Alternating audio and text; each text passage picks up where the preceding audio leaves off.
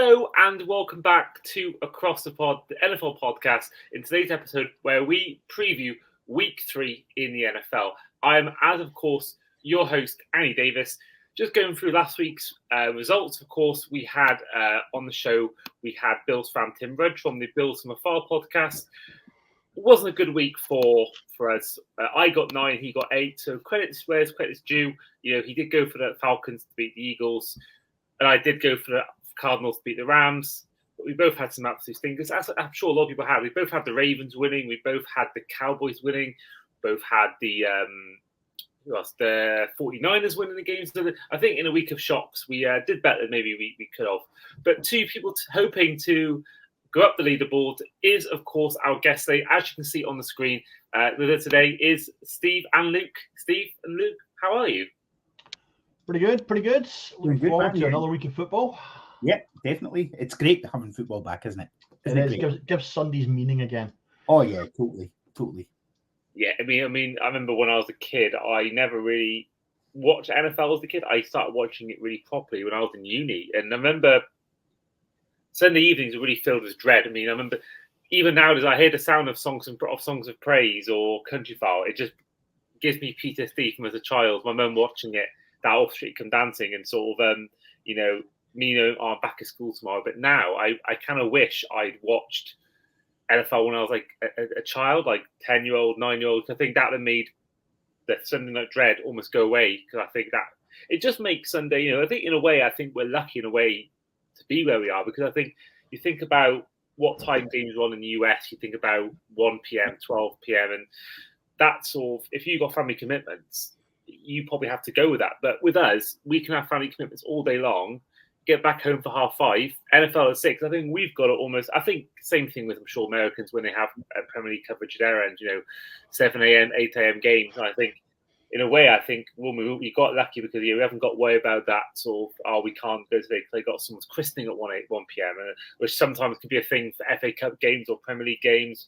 But I think with NFL, we're lucky that by 6 p.m., every Sunday, pretty much our plans are pretty much zero. Everyone's doing something on the Saturday because they got work, and they don't want to be up too late on the Sunday because of work the next day. So I think all round, as Brits, we've got actually a good situation, as well as the fact that we've got much better coverage than they do over there. We got one platform or two in Sky NFL Game Pass, and that's it. Whereas in America, they've got, you got to buy Peacock, you got to buy, NBC, CBS. Whereas I suppose as well, similar comparisons in America, they can watch 3 p.m. games through just one channel, whereas we have to buy TNT Sport, we have to buy Sky, we can't even watch 3 p.m. games. So, yeah, I love a Sunday evening. And Sundays are the best day of the week now for me. Premier League action from 1 o'clock or 12 o'clock until 6. Then if it's a NAF game, you turn it over at 6 o'clock and you watch that. It's if there's a good game, you've got double screen. I'll chip in on the old NFL and the soccer in the US thing. So I've got a friend of mine who lives in Maryland, and that's his Saturday morning routine. It's like him and the kids get up at like 8, half 8. They'll have the breakfast. They'll sit in the pajamas on the sofa, and you get 12:30 kickoff in the Premier League. And for them, it's perfect. They don't just stick around for the 3 o'clock kickoffs. They can go out and do stuff for the day, but they get that early game, and then that's them. It's done in the morning at the time when kids are usually kind of bouncing and difficult to control.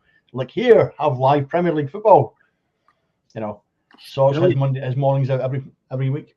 It's brilliant. Here's a question for you though, Andy. Are you a watch a game guy or are you a red zone guy?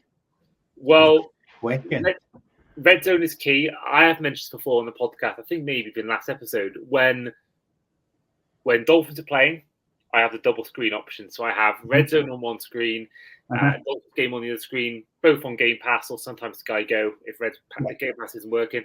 But then, when it gets the game done, for example, Dolphins game is on, or if we're on a bye week, it's always red zone. For years, I was just a Sky man. Looking back, I don't know why, because I like the Sky coverage, but give me watching all the games at once all the time over watching just one game. As good as the Sky coverage is, and has been for years, I don't know why I didn't watch Red Zone earlier, because that is such a great way, because you can watch, especially for myself, wanting to cover the sport for a living and doing a podcast on it. If I just watch one game a week, I wouldn't be able to get. I may be able to get more coverage on that one game, but I think as an overall package, you get to watch so much more. And of course, no adverts, which I don't mind, but it definitely makes a nice difference when you haven't got to worry about adverts or skipping if you're behind time. As you can just walk there, phone down, remote on the counter, sit there for 7 hours and just enjoy life. Yeah, our Father who art in heaven, Hanson be thy name. 100%. But the other thing to mention as well is that I know people that live in the West Coast USA, and they say it's brilliant because they get football starting at 9 a.m. all day long, and they can watch the whole day of football, which is kind of awesome in itself as well. So you get the mix of both, the best of both worlds there. But the downside is that, well, there isn't really a downside of living in the West Coast USA, is there? Not really, but there you go. Oh, well. There is. Downside is that it's sunny a lot. And if you don't like sun, that's great. I'm going to put it out there. Give me East Coast over West Coast any day of the week. I think I like the West Coast. I love Seattle the most out of any place in the West Coast. I quite like Arizona as well and San Diego. But for me, East Coast reigns supreme. I think whether it's New York, Chicago, Boston, Nashville, I think I'm just more of an East Coast guy. And I think as well, if you want to watch sport, it's the best place to do it because you've got such a thirst for sport. I find there's more thirst for sport in East Coast than in West Coast. And I think you've got so many cool sports bars and all that. So for me personally, give me East Coast over West Coast. Yeah, any day of the week. Even give me South over West Coast. Give me Dallas, give me Miami, give me any of Florida, New Orleans. I do like West Coast, but give me East Coast or South any day of the week.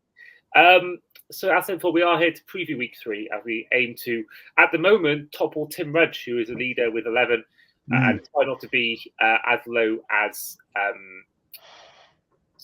be as high as Sam Andrews and be as low as Tim Rudge. That's what we aim for, to beat Sam's 11 and not to be as low as Tim's 8. Does Sam Moore have a score yet? Sam Moore's has not been on yet. No, Sam Moore's he's due to come on in the next few weeks, but he is not on tonight. So I know you two have a little bit. Say hi to Sam for the 90-point beating I put on in fantasy in our Across the Pod podcast league this week. Cheers, Sam. You might just want to retire from fantasy after that. I'm just going to go through that quickly. I'm not going to go through all the scores because I think we need to. We are time restricted, but I just want to go through. Of course, we will do a social media post on this. I'll probably put it up tomorrow morning. But looking at the current leaderboard, we'll go for the guest one first, which of course you both are partaking in at the moment. Leading with 2-0, we have 4 players from our guest league in James Collier, Greg Kett, who is going to be on to preview week 4 because we are playing the Titans, Rob Monk, as well as James Gowers. And then right at the bottom with 0-2 record are Asleep at Works, Aaron Fletcher, Ben Isaacs, the Magpie Channel's Keg, and Murph from 5 Yard Rush. And then Listeners League, we are doing that as well. This pot is standing at 350 quid. If you want to donate, if you are listening, let me know and we can send that link to you. In that league, leading the leaderboard is Orkney Bowl and Kanan Amu, as well as Waddling In and Eduardo Tandley, as well as Andy Cray.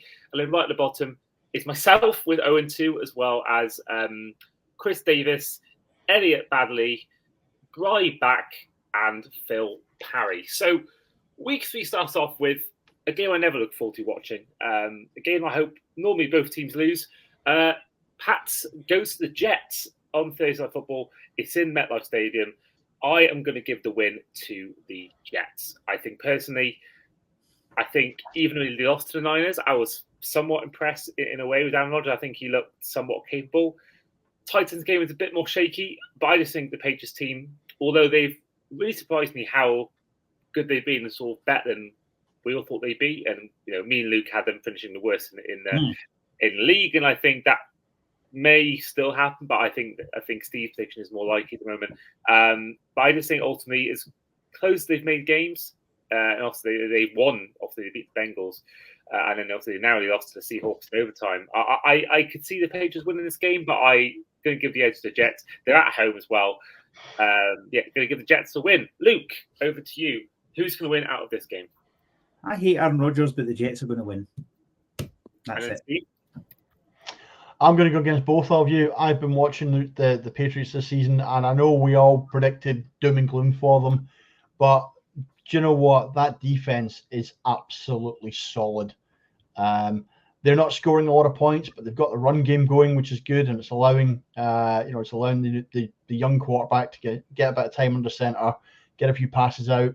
But the D is it's limiting really good offenses to really low scores. And the Jets are not a really good offense. And I can see the Patriots shutting them down. I can see it's going to be very tight, because divisional games usually are, but I'm going to give this one to the Patriots. Okay, and then next up, we've got the New York Giants heading to the Cleveland Browns. Luke, we'll head to you first. Who is going to win this game between the Browns and the Giants? The Browns. I think that even though Watson has had his struggles, right, I still think the Giants are a terrible football team. They're not the worst team in football, but they're not far away from it. And I just can't see anything other than the Browns winning, to be honest. See, I think they are the worst team in football right now. I mean, they broke an unwanted record. They set an unwanted record over the weekend in their loss against the Commanders. The first team in NFL history to score 3 touchdowns, concede no touchdowns, and still lose a game in regulation. I mean, that is a crazy stat. Obviously, aided by the fact that they had no kicker, which I think will be a factor as well. I think they've got potentially an Irish kicker. I'm going to get his name up. Potentially, we've got an Irish player going to be playing for the Giants in this game. I'm going to quick. I think I want to double. I don't want to get my facts wrong. So former Derry under-20 GAA player Jude McCatamy has taken a step closer to making his NFL debut for the New York Giants. The Giants starting kicker Graham Gano is set to be out for a number of weeks after aggravating a hamstring injury during Sunday's 21-18 loss to the Washington Commanders. McCatamy, who was signed to the Giants practice squad, impressed in the summer and is featured in preseason games after joining the organization as a free agent. So this is a reason why, there's always reason to cheer against the Browns with a certain guy at quarterback. But I think you add in the fact that you got, a punter from Scotland and a kicker from Ireland. I mean, that actually, I don't know, has that happened before? A kicker and punter both from the UK, both playing in the same game for the same team? I don't know. I want the Giants to win really badly for that reason, and I kind of feel sorry for Daniel Jones, but I think the Browns win as well. I think it'll be defensive winners of the game. I don't think Watson has done anything this season to show me that he's going to improve. But I think, you've got a good running game, and Jerome Ford has done really well in Chubb's absence, and I just think that defense alone I think it'll be something like 13-10 or 20-6. It won't be a nice game to watch, but I think the Browns will get the job done. Steve, who's winning this game for you? Yeah, I mean, I'm agreeing with both of you that it's going to be the Browns. That Giants team, I disagree with both of you. It is the worst team in football. I know the Panthers are terrible, but there's just something about that Giants team that absolutely stinks. I watched last week as Malik Neighbors put up 130 yards and a touchdown, still ended up on the losing side. There's no togetherness in that team. It's like when something goes wrong, all the heads go down. Daniel Jones can't lead, he can't motivate, he can't drive people forward. That team it's easily the worst Giants team I think I've seen. And it's not a lack of talent, it's a lack of leadership. They are going to lose. You're both right. It's not going to be a high-scoring game because that's two very low-powered offenses. But yeah, I'd say the Browns by 10. Yeah, I see that. I see that. Now, Luke, we're going on to the Bears game next, which may compound your misery. But before we do that, to make things worse for you, Celtic have just scored. I don't care. It looks a Rangers fan. He doesn't know what European football is. I literally don't care. We'll go to you again, Luke, first on this one. Your team is playing. I'm making you go first as well because I find this game really hard. I still can't decide who's going to win this game. So, Luke, tell me the Bears. Well, interestingly, even the bookies are very, very close on this, and it is literally too close to call. I am going to back the Bears. I think that you're going to see Caleb have a good game this week. I think he's going to work through some of it, and you're going to see some progression from him. And I think that Richardson's been quite patchy, to be honest. So I just think the Bears are going to edge it. I think it'll be a very close game. could even be a field goal of a difference. But I do think the Bears, we've got too much on offense. Last week we were missing, some players, but I think, Adunze was kind of questionable leading up to it. Keenan Allen was out. We're going to have both of them back this week, and I think that'll make a difference. And I also think they're going to find a way to bring DeAndre Swift and Cole Kmet into the game as well. And I think that's going to make a difference. Plus, our defense has been pretty damn good. So I'm backing us to win this week, and I'm pretty confident about it. I think we'll win. It'll be close, but I think we'll win. And Steve? I am so on the fence about this game. Luke is absolutely right. The Bears have been staying in games because they have a defense, not because they have an offense. Caleb has not looked ready for this NFL. Richardson in the first week did look as though he'd had his year, he'd been on the sideline, he'd learned a little bit, but then last week he just reverted to type. When Richardson runs and when Richardson goes deep with that cannon of an arm, he's a terrifying prospect. But we said it when we drafted him last year. He has accuracy issues. Pittman really struggled last week, not because he wasn't running his routes beautifully, but because Richardson just cannot find him in short yardage situations. And that for me is what's going to hurt the Colts. This game is going to be won on the ground, though. Caleb is not showing me at this time that he is really capable of finding that deep ball. He's not even something great at finding kind of the short yardage balls, but the Colts run D is not great, and Swift is due a breakout game. So this is going to be between does Swift or Taylor, get control of that game early. Whichever one does wins. For me, I hate saying this. It's going to be the Bears. Come on, Steve. Come on. You know it. Come on. It's actually, I didn't realise. I think I just threw up my mouth. It's actually the perfect game for the Swifties. You've got both running backs. One's called Taylor, one's called Swift. I think that's really please see the Swifties with that one. Okay. But like Swifties, there'll be a lot of blank space in this game. I think both quarterbacks are going to struggle to find receivers.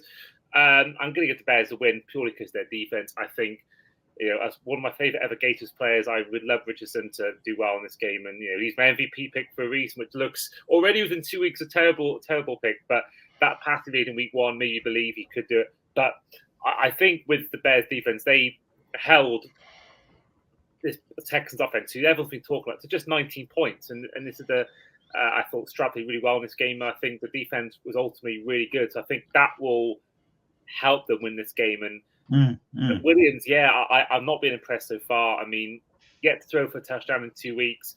I felt like early on in the game, we talked about it as well in the review of week 2, but I found that early on in the game, he was making, completion after completion, short gains, yes, but making completion after. He looked tall in the pocket. He looked like he was, dealing well with it. And then out of nowhere, it just turned the Texans sort of defense switch, Will Anderson especially. And I think Williams, I never saw him make that deep ball. It was a lot of trying to scramble, a lot of check down, screen passes.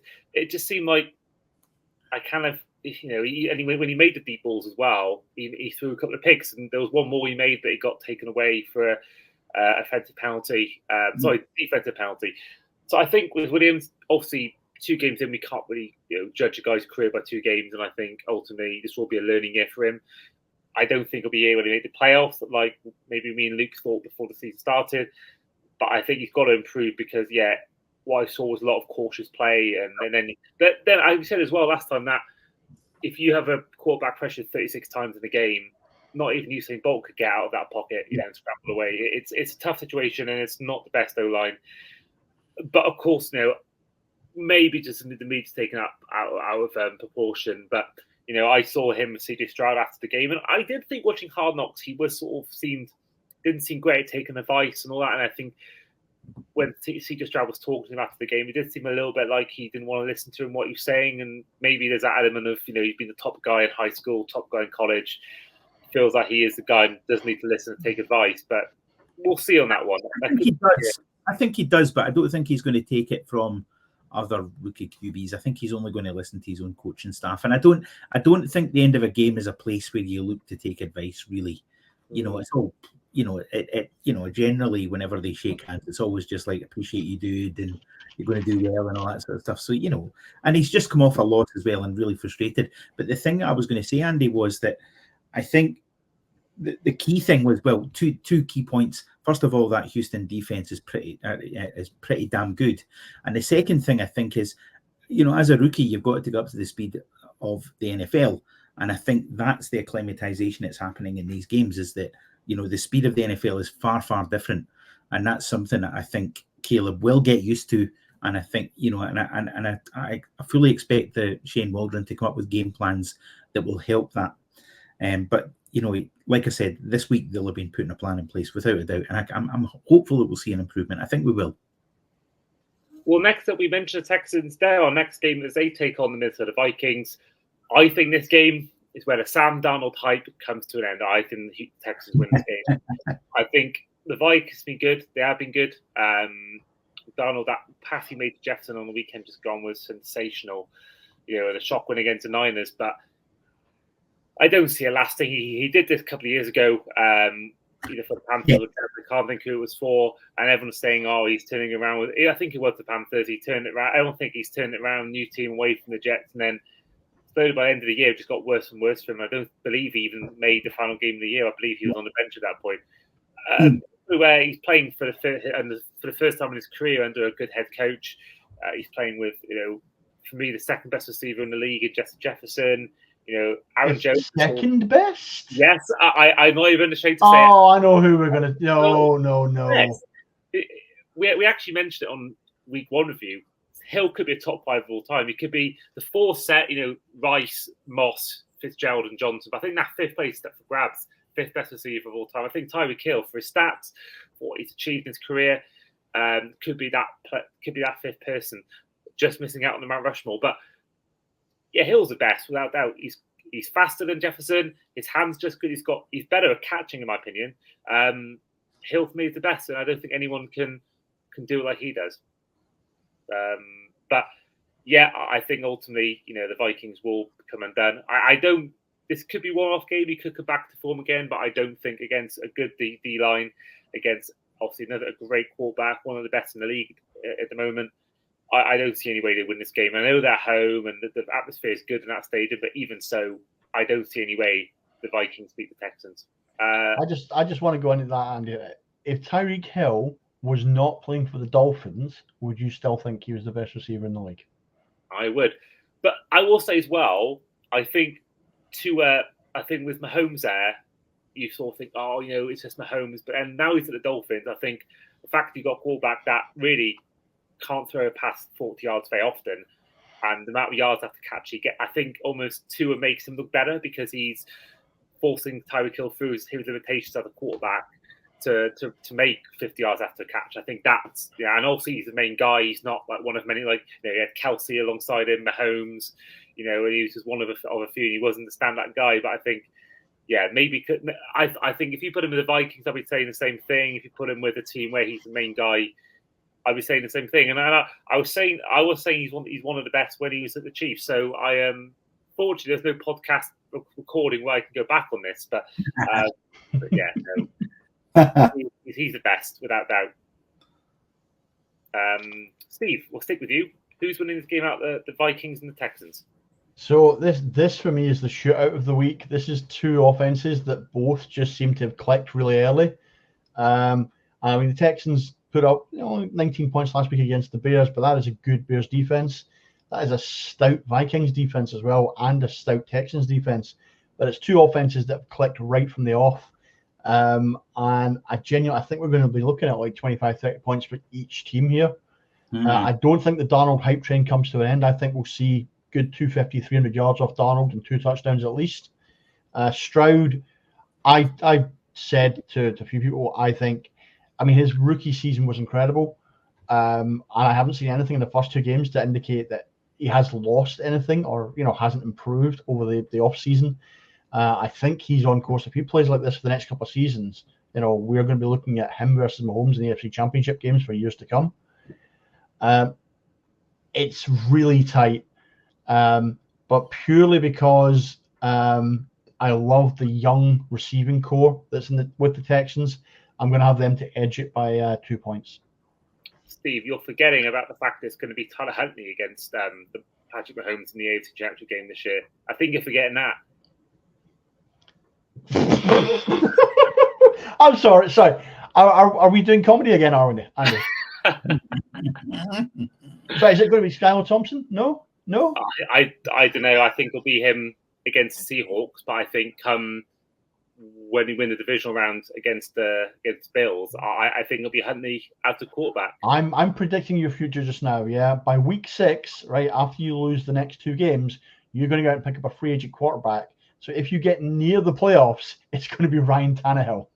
I'm on it. I'm all for it. Give me Tannehill. Give me the man returning to his old team, like Nick Foles did with the Eagles. And I think it could be a Nick Foles 2.0. I really hope so. I'll say my views later on, but my actual thoughts are nowhere near what I've just portrayed about the Vikings. We'll get on to that later on. Luke, who's winning this game? Okay, if you're a betting man, get all your money on the Texans. They are going to win this. Come on, the Sam Darnold train is grinding to a halt. Come on, honestly, no danger they're going to win this. I mean, it's basically free money the bookies are offering right now because there's no way the Texans lose this. There's just no way. Sorry, no, it's not happening. Yeah, I'm on board with that. I think we've gone for a clean sweep as well. And we mentioned hype trains coming to an end. Steve, your team is traveling to New Orleans to take on the Saints. Are you going to end this New Orleans Saints hype train? So I've got some very good friends of mine that are Eagles fans, and we have had long discussions over the last 24 to 48 hours following that Monday night game. We're kind of trying to pick out where did we go wrong, where did we go right? Have we fixed those holes that we saw coming last season? And the answer to that question is no, we haven't really. I thought we drafted really well and I'd see an improved secondary, but I'm still seeing holes in there. Our run defense still isn't up to where it should be. And that Saints team just looks smooth. I mean, it wasn't just the fact they beat the Cowboys and they beat the Cowboys by a lot of points. It was the way they did it. They shut down the best receiver, one of the best receivers in the league. They completely shut down the run game. Which is what our absolute go-to is. And I'm kind of looking at our offense and saying, I don't see how we break that down.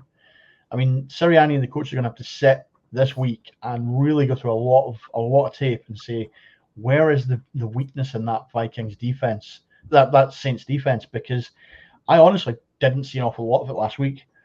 So do I think the hype train gets derailed? God, this is painful this week.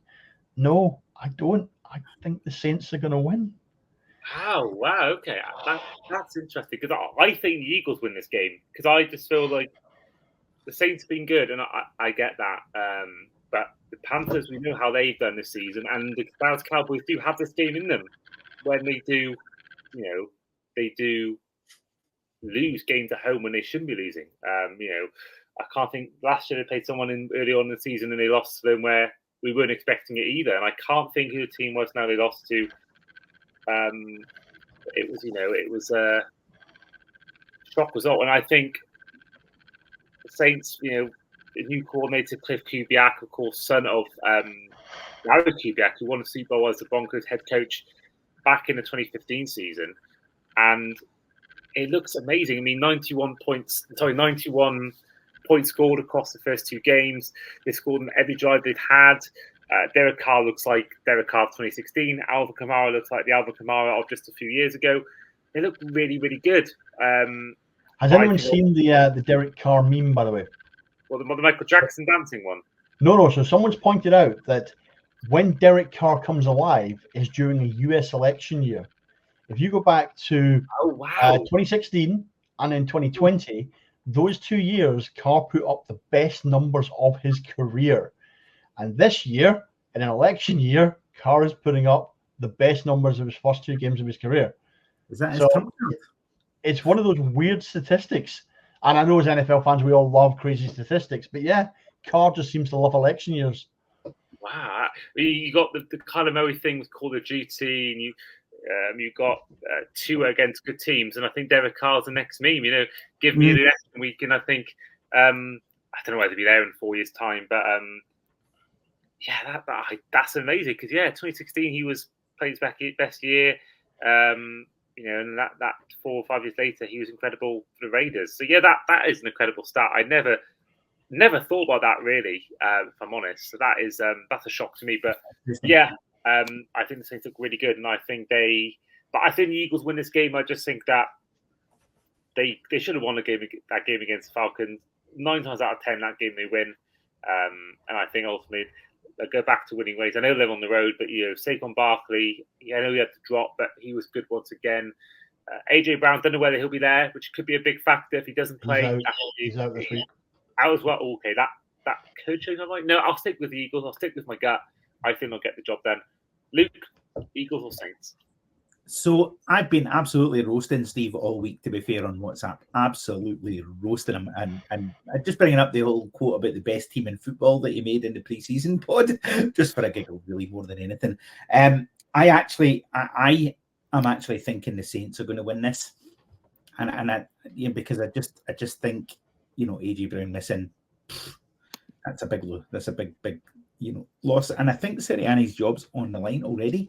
Because if they lose that this week, that's a big problem. If we lose that, I think that puts us 2-8 in our last 10 games. Yeah, that's a record that isn't sustainable. They could just say, right, actually, do you know what? See you later, bye. So that's something that's a big worry, I think, for every Eagles fan. And all joking aside, Steve, it's something that is a concern, generally speaking, because I don't see the uptick there. I think the thing with the Eagles is we don't make kind of snap decisions. I think it's because the Sirianni's job is safe till the end of the season or until we're eliminated from playoff contention. And if we are eliminated from playoff contention, then he's gone. Yeah. Do you think maybe the Super Bowl appearance would sort of give him that bit of sort of leeway, a bit of sort of extra time? Because, only a couple of years ago, they were, one of the best offenses or team in the NFL. And I think, granted that Jonathan Gannon's gone, Shane Steichen's gone, that could have been the reason. But I don't think it's been as bad as people think so far. 1 win, 1 loss. And I think it's a tough game to have when you just lost the game, but and on a shorter week as well, and with your receivers still out. But I do have faith they can win this game. I really do. Now, if you told me to start the season that when the Steelers host the Chargers in week 3, both teams be 2-0, I would have thought you were crazy. I would have thought you were the maddest person in the room. But they're both 2-0. Steelers for me are one of the worst 2-0 teams I've ever seen. Chargers look good. Joe Alt looked like a great addition in the offensive line. Harbaugh seems to have instilled some stability in this team. Quentin Johnson's gone from being a bust to being actually quite a serviceable player. They lost Eckler. Seems no problem there. J.K. Dobbins has been brilliant. But I'm going to give the Chargers a win for that reason alone. I think the Steelers have been great on defense, but I don't think they've been that good on offense. And I think the Chargers will ultimately, in what is a battle of 2 very stable head coaches, I think the Chargers get the job done in Pittsburgh. Luke, Steelers or Chargers? Oh, now that is a tough one. And actually, you'll notice I'm wearing my old Justin Fields shirt, actually. Nice, yeah. Just for tonight, actually, just because, credit to him, actually, because, he's done not a bad job for them.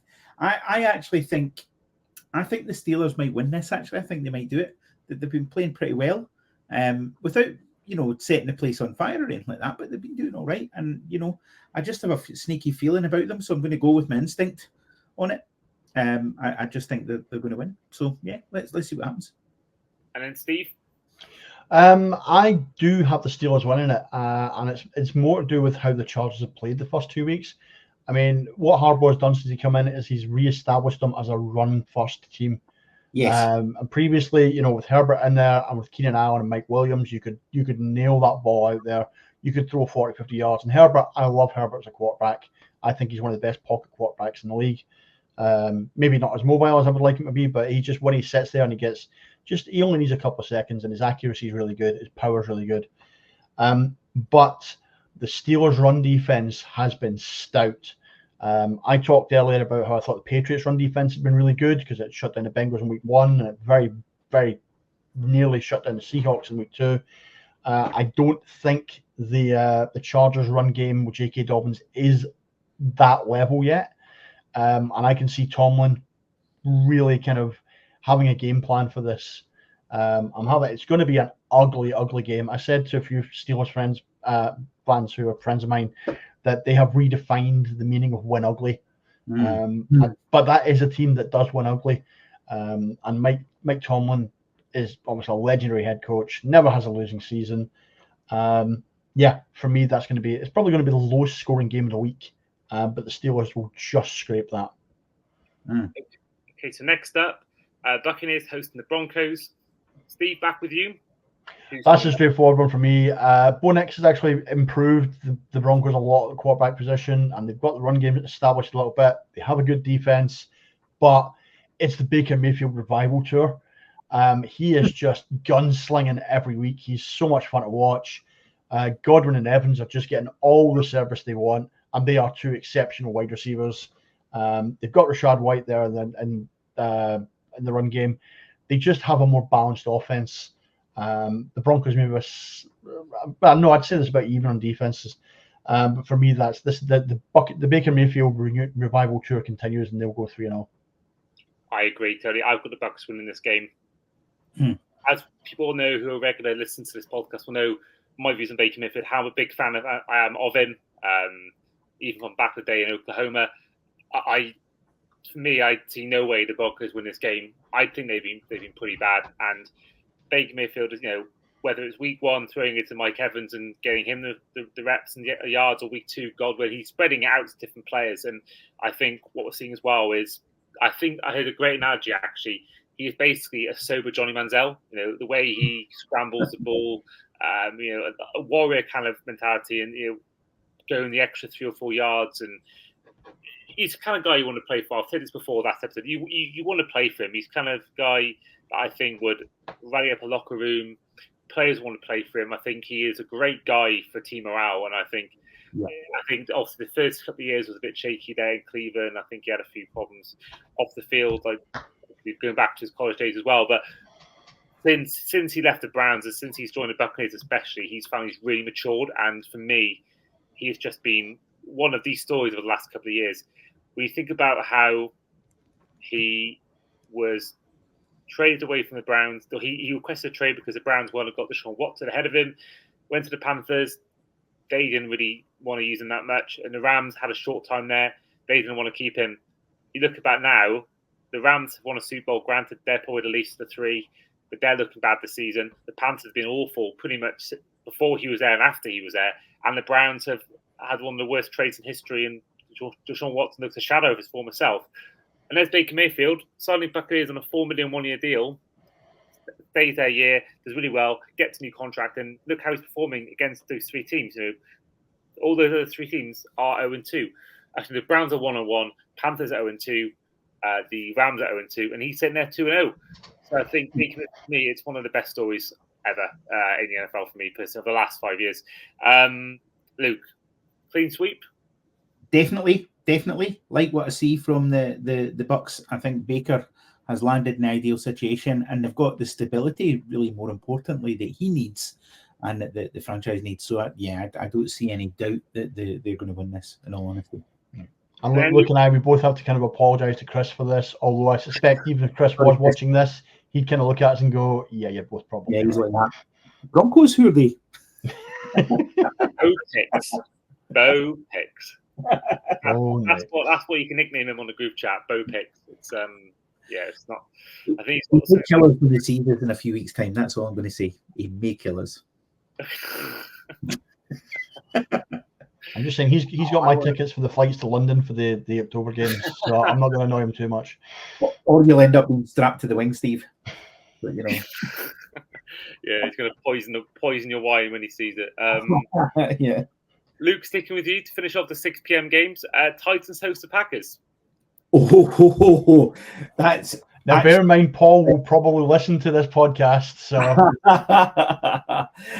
actually, given I'm a Bears fan, I feel obligated to say the Titans no matter what. So I'm going to say the Titans. Let's do this. Come on, tighten up. that's going to be the reason why you don't win this week. There's no way the Titans beat the Packers. I know Pollard has done well, but Levis has looked awful. And I want to defend Levis because I think he was good last year, but still had something like not the stats line wasn't actually that great last year.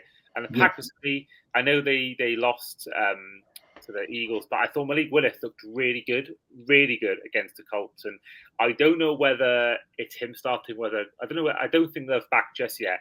But I think if you give Willis there, actually add the needle to the fact that he's a former Titan, I think we could see him have a bit of a revenge game. Team that traded him away, didn't really use him in his rookie year or even his sophomore year. And I think he could be performed. I think he could win Offensive Player of the Year in the NFC. I do think he could go off because I think there were times against his Colt team where he looked really good, scrambling around the place. And I think he could be set for a great day. And I think it could be a great redemption story. I don't know whether it lasts, but I want to see him do well. And I want to see him put one on his former team, who of course be some heartache in recent years. And I want to see him put them. Now Derrick Henry's left the Titans, I got no affiliation to cheer on him apart from loving Nashville. So give me the Packers to win this game. Well, in one condition, I won't go for the Bills if you won't go for. No, actually, I can't do that. I can't pick the Jags to win any game at the moment. Steve, goes you finally? Bucks or clean sweep for that one. The Packers they just have a better balanced offense, and we saw Will Levis play last year when the Ravens played the Titans at Tottenham, and we all said it watching him. He doesn't pass the eye test. He can't read defenses. His arm isn't strong enough. He's just not an NFL quarterback. He needed to sit for at least a year or 2 years behind someone experienced because he just does not have the tools to survive and thrive at the Titans. I could see this. I mean, the Titans they've lost a few bodies, but they're still solid. But the Packers are just going to run all over them here. This could be, I think this could be a 15-point win or better for the Packers. That's how bad I think the Titans are this year. In fact, the fact that Bryce Young was the first quarterback to be dropped this season, I think Levis should actually have been the first to be dropped from his performance in the first 2 weeks. Horrific. That's interesting. I think it's Mason Rudolph who's the backup at Tennessee, and I think at times actually he looked all right, but that was in a functional franchise, a good head coach. Whether he'll do it for a rookie head coach, I don't know. Speaking of Bryce Young and the Panthers, or Andy Dalton and the Panthers, we just say now, they take on the Raiders in Vegas. I think I've been a lot more confident in the Raiders before Bryce Young got dropped, but now I still think the Raiders win this game, but I think the Panthers will make it closer than they have done the first 2 weeks. But I think Crosby and Wilkins are gonna run this team ragged. Steve, Raiders or Panthers? Minshew Mania! This is a Raiders win. This is a big Raiders win. It's not just changing quarterback, and the Panthers have got some weapons, and I think Dalton, based on current form, is a big upgrade over Young. But that Panthers O-line is trash. It's a bunch of turnstiles. It's made of toilet paper. Max Crosby could get 8 or more sacks this week. That's how bad I think this team is. They are going to batter them. You're going to see Zamir White have a big game on the ground, but you're going to see Gardner Minshew start airing it out. Devontae Adams is going to feast. I reckon 150 yards and 2 touchdowns for Devontae this week. The Raiders will blow out the Panthers. And Luke? I don't think there's any doubt. Honestly, Panthers. No, I'm joking. Honestly, no. The Raiders win by a blooming country mile. Honestly, country mile. It's pretty easy to call, and this next one may surprise you. I think it's also easy to call. I'm going for the Seahawks to beat the Dolphins. I hate to say this, I really do. If last week hadn't happened, I would have said the Dolphins win because I don't really rate the Seahawks that much. And I know I'm still not really Tua's biggest fan. I don't think he's the guy, but I think he's better than Sky Thompson and he's better than Tyler Huntley. I just think in Seattle as well, a tough place to go, even at the better times, even when the Seahawks are bad, it's a tough place to go. And I think they looked somewhat solid, particularly in that win against the Patriots last week. And I just think that, Thursday night football. So I mentioned before, but I normally watch the late games. Well, nowadays, on the commute to work, on the bus, on my lunch break. But I thought, you know what? We're playing on Thursday night. It's my team. I'm going to avoid the score the whole day. I'm going to watch it on Friday after work. So I avoided it the whole day. Luckily, you can't use your phone in work, so I had a pretty good way of avoiding the results. Don't go on BBC Sport. Sat down, 6:30, got home from work, watched the game. I'll never get that 2 hours back on Game Pass ad-free. I'll never get that 2 hours back. I'm like, what the hell was that? This is a game where we should be at least challenging our biggest rivals. We're at home to our biggest rivals these days. We want to send a statement out. We were terrible. Awful, even before Tua got hurt, it was dreadful. Tua was shocking, I must say, before the injury. He was dreadful. I know one of the picks wasn't really his fault. One of them you can blame on Robbie Anderson, or chosen Anderson. But I think it was, for me, it was still such a shambolic performance on defense, on offense, on special teams. And the coaching as well was shocking. McDaniel was just going for run plays when you're down by 10, 15 points. What the hell are you doing? And I think, McDaniel has to at some point be on a hot seat because every big game he plays, he fumbles the bag. He really does. And I don't see any way with a backup quarterback, someone who's in the practice squad just before this, Tyler Huntley. I don't see any way we win this game in Seattle. So you did send a statement, Andy. You sent the statement that said Jacksonville are the best team in Florida. Tampa Bay did. Wow. Yeah. I'll jump in on that one. I do think the Seahawks win. Weirdly, the Seahawks were without Kenneth Walker, who picked up an oblique injury in the fourth quarter against the Patriots. But if you recall, they drafted Zach Charbonnet last year, and I thought that was a brilliant pickup because honestly, he's a stud running back that could easily, if Walker was out for the rest of the season, Charbonnet could pick up, exactly where he left off. I think he's a great player. I think Gino just has a nice understanding with his receivers. He has a good backfield, a very serviceable O-line. And right now, that's just the Dolphins have a massive quarterback problem. And it's weird how just one player can turn around the fortunes of a team. But the lack of depth behind Tua at the Dolphins, that's criminal. That if you wanted to say we were a win-now team, you should have gone out in the summer and got yourself an experienced backup. I agree, because Kyle Thompson has done nothing. I know he ran the Bills close in that wild card game in his one start, but that was not down to him. That was down to the Bills being turnover friendly that game and the defense being really good. When he has played, not bad, not like horrendous, not like Nathan Peterman or Mike Lennon, but just below average. It was just it's just the season's. I think the season's done. To be honest, I think we've got the Titans and the Patriots coming up. We can win those games. Maybe we've got a chance if Tua comes back. But if we don't win these games and Thompson is terrible, then the season's done. And even if Tua was fit, I'd be saying the same thing. We're not making the playoffs because he's been dreadful 2 weeks already. I know we got the yardage against the Jags, but that was Hill turning a 20-yard pass into an 80-yard touchdown. It had nothing to do with Tua that won us that game in week one. And Tua, quite frankly, played a big part in us losing that game in week two. And third pass of the game he made through an interception was nowhere near. That was the second. That was the third interception. Apologies, but either way, he wasn't great, and I don't have any faith really in us, doing anything this season. I think for me personally, the season's done. I know that's quite defeated after 2 weeks, but I think ultimately, the season is pretty much already in the bag as over. Luke, finally, Seahawks or Dolphins? Sorry, mate. I think it's the Seahawks as well. No, I agree. I'm glad I chose. To be honest with you, mate. Sorry. Yeah, I was torn between going to either watch us against the Seahawks in Seattle or watching us play home to the Cardinals. I'm just glad I picked the Cardinals game because although Cardinals are a better team than the Seahawks, we may get Tua back at that point. But I'll go all that way to see us lose. It would have been horrible. So I'm glad I avoided that Seahawks game. Yeah. We are short on time, so we're going to quickly run through the rest of the games very briefly. We're going to go for one game a bit more in detail, but quickly. Luke, Rams or Cardinals? Sorry, Lions or Cardinals, sorry. Lions or Cardinals? Lions, I think. Steve? Cardinals, I think last week showed that Marvin Harrison has woken up. I think there's a good connection between him and Kyler. I really do like the Lions, but the Lions are not yet firing on all cylinders, and the Cardinals are. Okay. Yeah, I've gone for the Cardinals as well. I think they've looked good the first 2 weeks. I think Murray could be an MVP candidate. Now, one game I'm really intrigued by. Actually, before we do that, Rams hosting the Niners. Luke? Niners all the way. Yeah, same. The Rams look beat up. Steve? Yeah, Niners.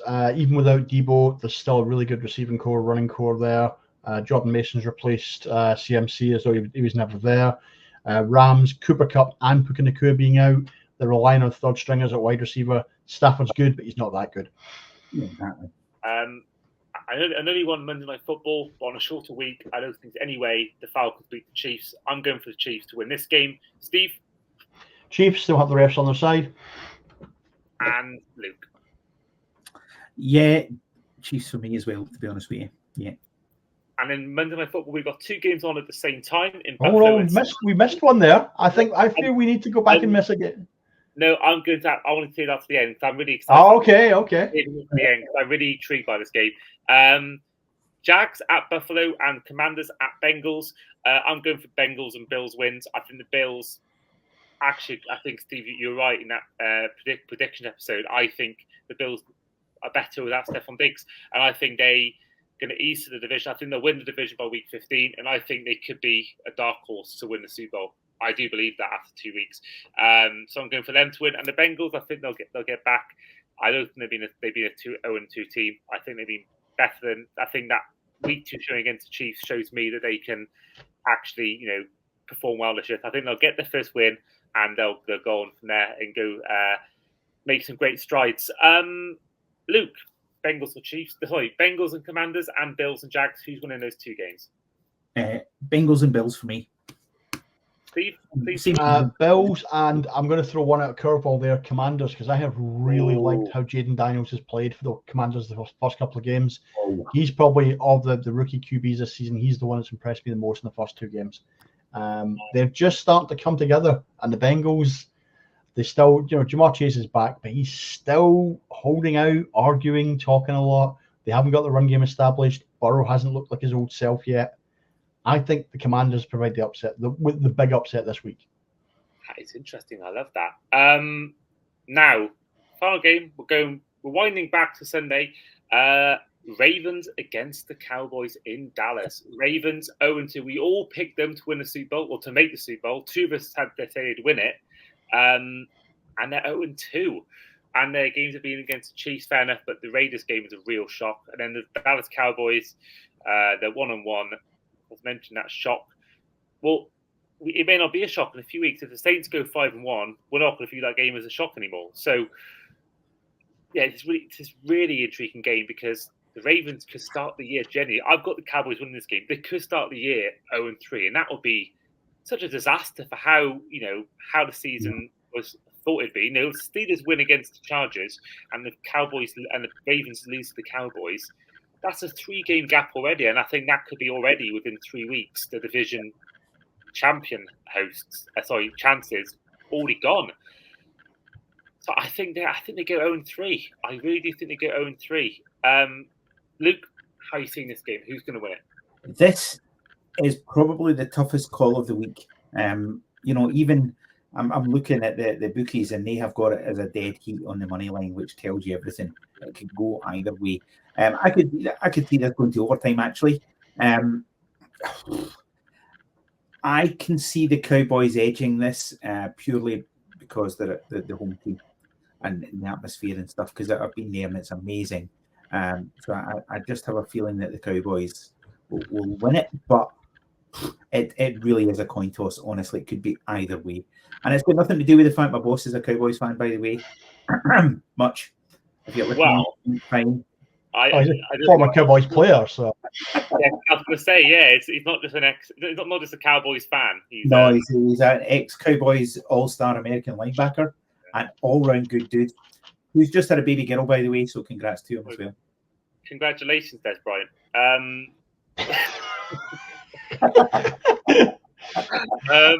Steve. Clean sweep? I'm going to go into this. I think the Ravens have this. It's not so much that I think the Cowboys can play better at home. It's not that I think the Cowboys need a bounce back game. We said this when we did the preseason.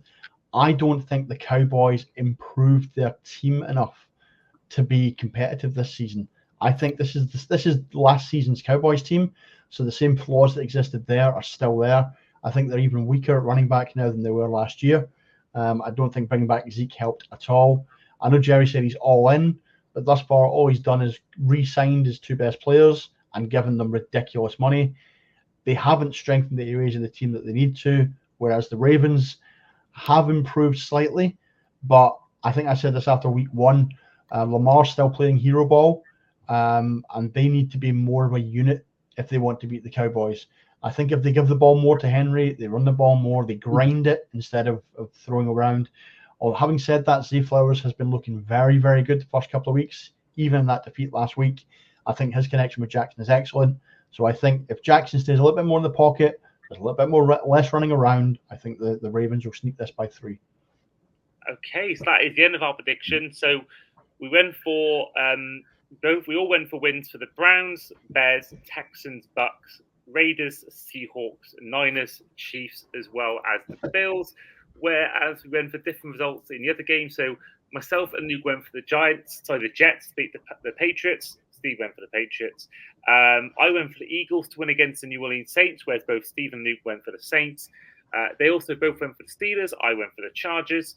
And then also myself and Steve went for the Packers to win against the Titans, and Luke went for the Titans. Me and Steve also both went for the Cardinals. Luke went for the Lions. And then finally in the Ravens, Cowboys, I went for, as well as Luke, the Cowboys, and Steve went for the Ravens, as well as both me and Luke also saying the Bengals, where Steve went for the Commanders. So that is the end of our Week 3 preview. There will be no Week 3 review due to myself being setting it up in a different country, in Dubai. So there'll be no Week 3 review there. So you'll be next see me in a Week 4 preview, which should be with Titans fan Greg Kett ahead of the Titans game with the Dolphins in Miami. Hope you guys enjoy that one.